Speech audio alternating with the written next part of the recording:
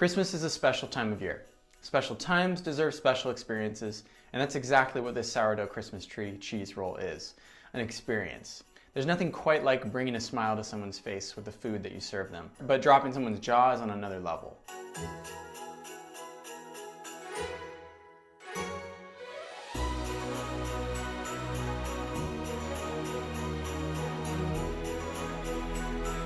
Hey everyone, welcome back to the channel. If you're new here, I'm Taylor, and like many from-home workers, I have been making sourdough bakes ever since the earliest days of the 2020 coronavirus pandemic. If you want to get a free printout of some of the best sourdough tips and tricks that I have picked up over the years, go ahead and hit the link in the description.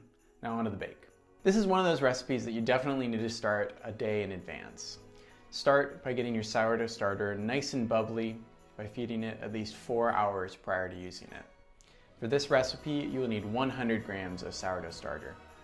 You will also need 500 grams of bread flour, 200 grams of warm milk, 80 grams of lukewarm water, 20 grams of granulated sugar, 30 grams of softened butter, and 10 grams of salt. For your cheesy filling, you will need 175 grams of shredded mozzarella, and 25 grams of grated Parmesan.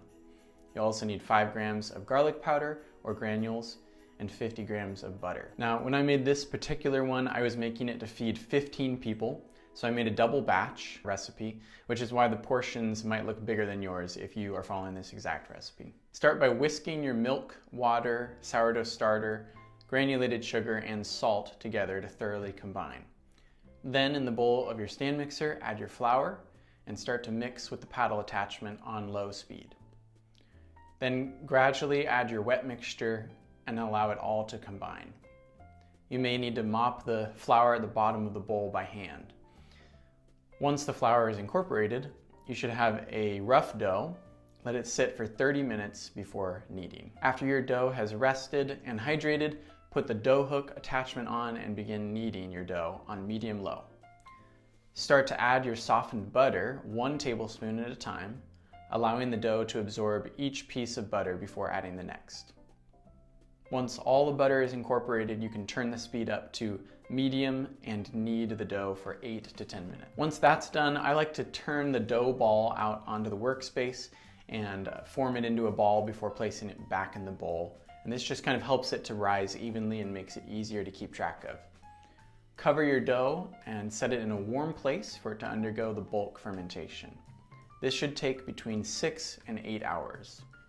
The dough should puff up and roughly double in size. Once the dough has gone through the whole process of bulk fermenting, place it in the fridge for at least 1 hour and preferably overnight to achieve further depth of flavor through cold fermentation.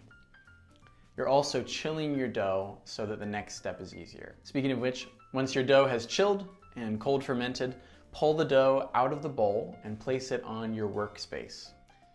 Give it a second to kind of readjust and you can make your filling. To make the filling, put all of the ingredients, the mozzarella, Parmesan, garlic powder, and butter in a food processor.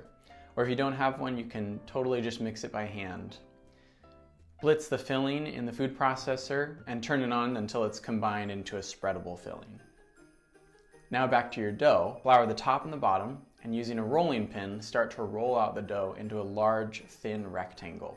You're looking to get the dough between 1/8 of an inch and 1/4 of an inch, so really thin. Feel free to stretch out the corners by hand so that they form a full rectangle. Really take your time with this part of the process. You want the dough to be really thin, so if it's bouncing back constantly, just give it a break and come back in time. Once it's ready, spread out your filling evenly across the whole rectangle. Then press it down into the dough firmly so that it sticks to the dough. You don't want it coming up when you fold it. Once the filling is spread and pressed in, carefully pick up one side of the dough and fold it over 2/3 of the way across the rectangle. Then fold the other side over the top. I like to trim the ends off at this point. Next, measure out 12 even pieces. For mine, I measured 24 because it's a double batch. Divide your folded roll in half, and then each half in half, and then divide the quarter pieces into 3 pieces. It's okay if your pieces aren't exactly even.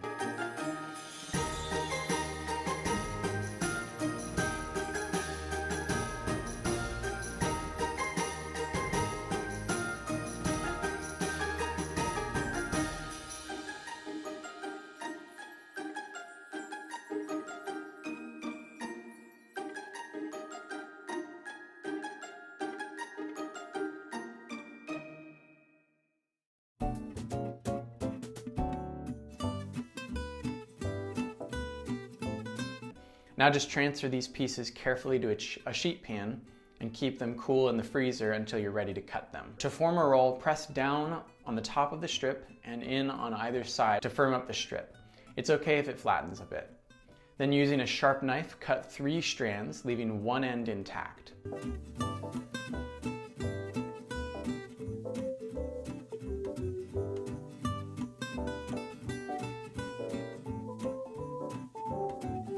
Then weave the strands together, moving one outside piece over the top of the centerpiece to the middle, followed by the same motion with the opposite side. Keep these relatively tight, and don't worry if a little bit of the filling spills out.